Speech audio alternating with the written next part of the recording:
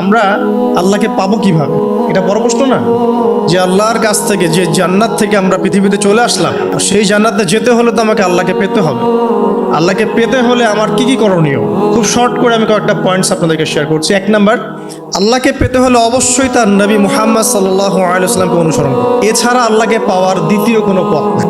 আল্লাহকে পেতে হলে অবশ্যই তার নবী মুহাম্মদ সাল্লাল্লাহু আলাইহি ওয়াসাল্লামের আদর্শগুলো জীবনের প্রতিটা ক্ষেত্রে বাস্তবায়ন করতে হবে।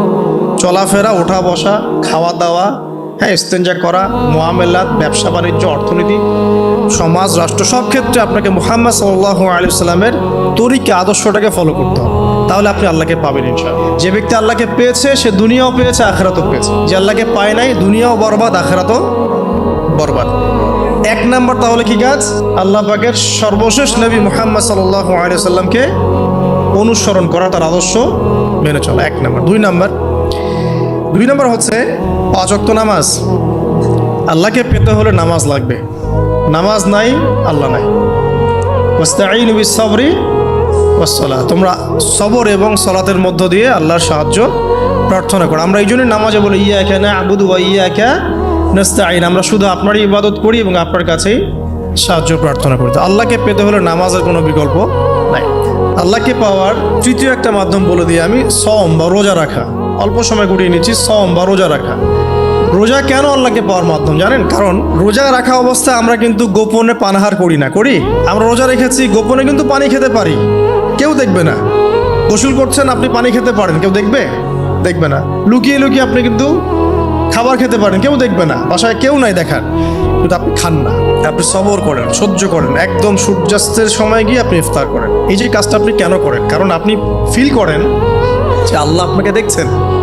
কেউ আপনাকে দেখুক না দেখুক, আল্লাহ আপনাকে দেখছেন। এটাই হচ্ছে ইহসান, এটাই হচ্ছে আল্লাহ পাকের মারেফতকে উপলব্ধি করা। আল্লাহ রাসূল সাল্লাল্লাহু আলাইহি ওয়াসাল্লাম বলেছেন, ইহসান হচ্ছে আন তা'বুদাল্লাহা কাআন্নাকা তারা, তুমি এমন ভাবে আল্লাহর ইবাদত করবে যেন তুমি আল্লাহকে দেখছো। ওয়া ইল্লাম তাকুন তারাহু ফাইন্নাহু ইয়ারাক, তুমি আল্লাহকে দেখতে না পারলেও বিশ্বাস করবে আল্লাহ তোমাকে দেখছেন। এইটা রোজা রাখলে উপলব্ধি হয় না যে আল্লাহ আমাকে দেখছেন? এটা হচ্ছে আল্লাহকে পাওয়ার মাধ্যম।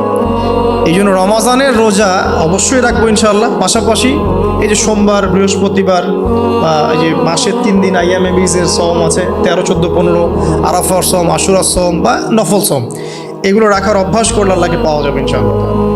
আল্লাহ পাক আমাদেরকে বেশি বেশি সওম রাখার তৌফিক দান করুন।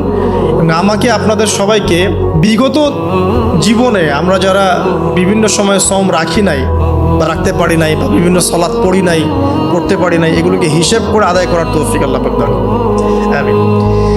4 নাম্বার একটা মাধ্যম বলে দিই আল্লাহকে পাওয়ার, সেটা হলো তিলাওয়াতে কোরআন। কোরআন তেলাওয়াত যে যত বেশি করবে, অর্থ উপলব্ধি করে পড়বে, সে আল্লাহ পাককে চাক্ষুষ পাবে ইনশাআল্লাহ।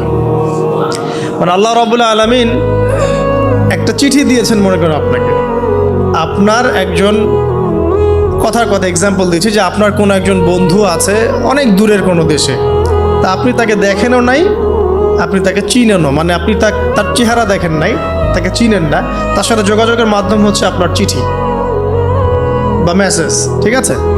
এখন সে আপনাকে কিছু মেসেজ পাঠালো, এই মেসেজের মধ্যে সে কিছু ইনস্ট্রাকশন দিয়েছে যে এইগুলো করতে হবে, এগুলো করতে হবে, বা আপনার প্রতি ভালোবাসার ইজহার করছে। আর এই মেসেজটা যদি আপনি পড়তে পারেন, তাহলে আপনি আপনার বন্ধুর সাথে একটা কানেকশন তৈরি করলেন না? বুঝতে পারছি না? আচ্ছা, এখন সমস্যা হচ্ছে কি, আমরা ওই মেসেজটা পড়তেই পারি না। আমরা তো কোরআনটা পড়তেই জানি না, তাহলে মেসেজটা পাবো কিভাবে? আর যারা পড়তে জানি সেই ভাষাটা বুঝি না। এখন ওই বন্ধু মনে করেন চিঠি লিখেছে বাংলা ভাষায়, আর আপনি বাংলা পড়তে জানেন না, তাহলে কি পারবেন উপলব্ধি করতে তার মনের ভাব, সেই বন্ধুর আবেগ, ভালোবাসা, প্রেম আপনি কি উপলব্ধি করতে পারবেন? লিখেছে সে উর্দু দিয়ে বা ইংরেজিতে, আপনি ইংরেজি বোঝেন না, ইংরেজি লিখতে পারেন না, তাহলে কি আপনি তার চিঠি বুঝতে পারবেন? এখন আমরা যেহেতু আরবি বুঝি না, এই কারণে কোরআনের মধ্যে কি বলেছেন আল্লাহ রাব্বুল আলামিন আমরা উপলব্ধি করতে পারছি। আমি কি বুঝাতে পারছি? তো কোরআন শুধুমাত্র তিলাওয়াত করা যথেষ্ট নয়। তিলাওয়াত করলে আপনি প্রত্যেক হরফে 10 টাকা পাবেন, কোনো সমস্যা নাই, কিন্তু ওই মেসেজটাকে উপলব্ধি করতে হলে আপনার অর্থটা জানতে হবে। অর্থ জানলে পরে আপনি দেখবেন আল্লাহকে আপনি চাক্ষুষ সামনে পাচ্ছেন ইনশাআল্লাহ। আপনি হতাশ হয়েছেন, হতাশা দূর করার জন্য সূরা আছে কোরআন। বিপদে পড়েছেন, বিপদ দূর করার সূরা আছে কোরআন। আপনার রিজিকের সমস্যা কাটানোর সূরা কোরআনে আছে। কোনো হাজতের প্রয়োজন, সূরা ইয়াসিন, হাজতের সূরা চলে আসে। অসুস্থ হয়েছেন, শেফার সূরা কোরআনে আছে। বা কাউকে জিন টোনা করা হয়েছে, বানটোনা করা হয়েছে, ওর শেফাও কোরআনে আছে। এমন কোনো বিষয় নাই যেটা আল্লাহ রাব্বুল আলামিন কোরআনের মধ্যে নাজিল করেন নাই। ব্যবসা করতে চান, কোরআন কথা বলবে। ঠিক আছে, আপনি সামাজিক বিষয়ে ডিল করতে চান, সূরা হুজুরাত কথা বলবে। আপনি ইতিহাস ভালোবাসেন, কোরআনে ইতিহাস দিয়ে ভর্তি করা আছে। আপনি কাব্য ভালোবাসেন, কবিতা পড়তে ভালোবাসেন, কোরআনের মধ্যে কবিতা দিয়েও ভর্তি আছে। আর রহমান আল্লামাল কোরআন খালাকাল ইনসান, এখানে ছন্দ আছে না? প্রত্যেকটা ছন্দ। ওয়ান নাজমি ইযা হাওয়া মা আদাল্লা সাহিবুকুম ওয়া মা গাওয়া ওয়া মা ইয়ানতিকু আনিল হাওয়া, ছন্দ আছে না? আপনি উপন্যাস ভালোবাসেন, কোরআনে অনেক উপন্যাস আছে। যা চান তাই পাবেন।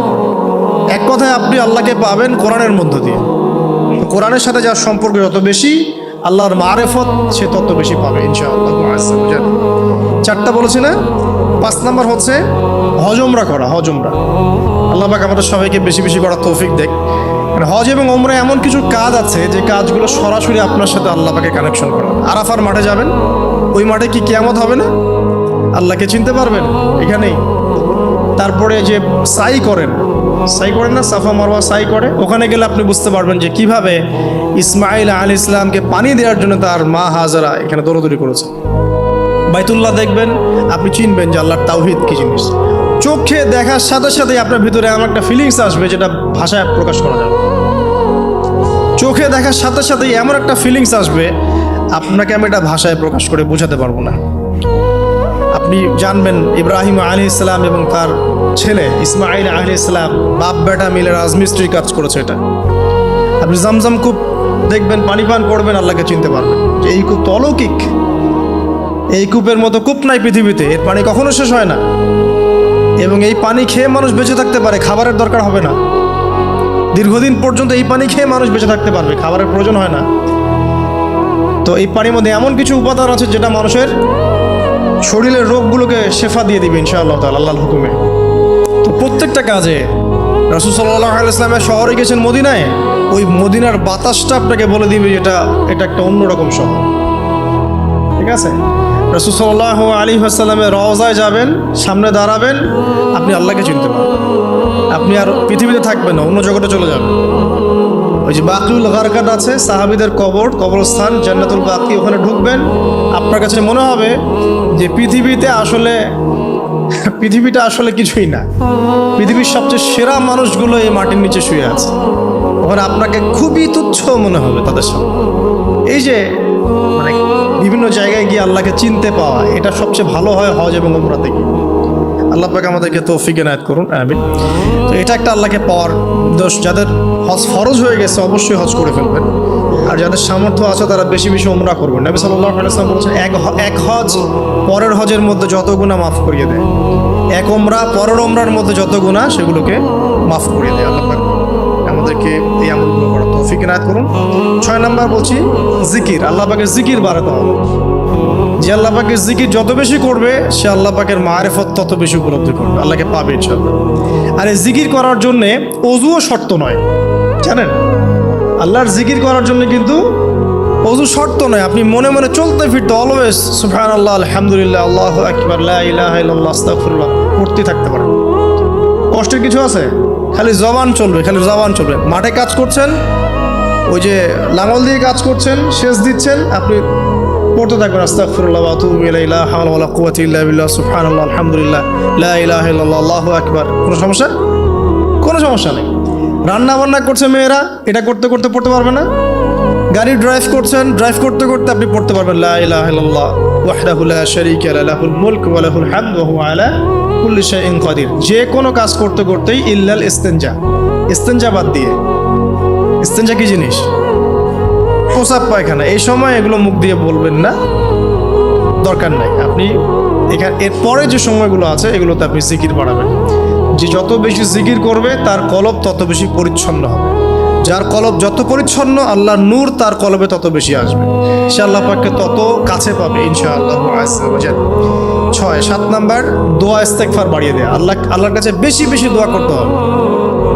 দোয়া বাড়িয়ে দেন। দোয়ার জন্য হুজুর ডাকতে হবে না, দোয়ার জন্য আমাকে ডেকে বাসায় খাওয়ানোরও দরকার নেই আর। দোয়ার জন্য আপনি যথেষ্ট। নামাজে দাঁড়ান, নামাজের সেজদায় দোয়া করেন, নফল নামাজ পড়েন, নফল নামাজের সেজদায় দোয়া করেন, নামাজের পরে হাত তুলে দোয়া করেন প্রয়োজনে, নামাজে সালাম ফেরানোর আগে দোয়া করেন, যে কোনো ভালো কাজ করেছেন তারপর দোয়া করেন। ঠিক আছে, কোরআন তেলাওয়াত করলেন দোয়া করেন, তাহাজ্জুদের ওয়াক্তে দোয়া করেন, বৃষ্টি পড়ছে তখন দোয়া করেন। ঠিক আছে, মানে দোয়া কবুলের মোমেন্ট, সময়গুলো, আজান হয়েছে, আজান ইকামতের মাঝখানে দোয়া করেন। এই যে এখন খুতবা হচ্ছে, এই সময় দোয়া করেন, দোয়া কবুল হবে। দিনী মজলিসে বসেছেন, দোয়া করেন, দোয়া করতে থাকেন। যত বেশি আপনি দোয়া করতে পারবেন আল্লাহর কাছে, ইনশাআল্লাহ আল্লাহকে আপনি তত কাছে পাবেন ইনশাআল্লাহ। এটা আল্লাহকে পাওয়ার অন্যতম মাধ্যম। এবং ইস্তেগফার, ইস্তেগফার মানে কি? তওবা করা। আস্তাগফিরুল্লাহাল্লাযী লা ইলাহা ইল্লা হুয়াল হাইয়ুল কাইয়ুম ওয়া আতুবু ইলাইহি। এটা বেশি বেশি পড়বেন, দিনে কমপক্ষে 70 বার বা 100 বার পড়ার চেষ্টা করবেন। আল্লাহ পাক তৌফিক দান করুন। কয়টা বলেছি ভাই? 7টা। আচ্ছা, 8 নাম্বার হচ্ছে সদকা করা। সদকা, দান সদাকা আল্লাহর কাছে খুব বেশি পছন্দের। দান সদকা করার জন্য সম্পদ লাগে না, আমার কথা শোনেন। দান সদকা করার জন্য সম্পদ লাগে না, কলিজা লাগে, মন লাগে। বহু বড় বড় মানুষ আছে দান সদকা করতে পারে না, কোটিপতি, যাকাত দেয় না, আছে না? আর বহু গরিব মানুষ ভ্যান চালায়, কৃষিকাজ করে, দেখবেন 100 টাকা দান করে দিল। মন থাকতে হয়, মন, কলিজা বড় থাকতে হয়। যাদের কলিজা বড়, মন বড়, তারা দান সদকা করতে পারবে ইনশাআল্লাহ। আর যার মন বড়, সেখানেই তো আল্লাহর নূর আসবে। সংক্ষিপ্ত মনে কি, সংকীর্ণ মনে আল্লাহর নূর কোত্থেকে আসবে? কথা বুঝতে পারেন নাই? তো দান সদকা বাড়ান। আপনি 1 টাকা দান করেন, 5 টাকা দান করেন, হালাল রিজিক থেকে 1 টাকা দান করেন, সেটা আল্লাহর কাছে অনেক বেশি পছন্দের। একটা হাদিসে নবী সাল্লাল্লাহু আলাইহি ওয়াসাল্লাম বলেছেন, হালাল উপার্জন থেকে আল্লাহর বান্দারা যখন একটা খেজুরও দান করে, আল্লাহ পাক সেই একটা খেজুরকে আস্তে আস্তে বড় করতে থাকেন, বড় করতে থাকেন, বড় করতে থাকেন। এটা এক পর্যায়ে পাহাড়ের সমান হয়ে যায়। কিয়ামতের মাঠে মানুষ তার দান এবং সাদাকার যে ছায়া, এই ছায়ার নিচে অবস্থান করে। আপনার বিপদ হয়েছে, দান সদকা করেন, বিপদ দূর হয়ে যাবে ইনশাআল্লাহ। জটিল কোনো রোগ হয়েছে, কোনো ডাক্তার ট্রিটমেন্ট করতে পারছে না, সদকা করেন, রোগ ভালো হয়ে যেতে পারে ইনশাআল্লাহ। সদকার ব্যাপক ফজিলত আছে। সদাকা, দান সদাকা, দোয়া, এগুলো তাকদিরের যে বিপদ আপদগুলো আছে না, ঝুলে আছে, আমাদের তাকদিরে বিপদ আছে না অনেক, এগুলোকেও সরিয়ে দিতে পারে।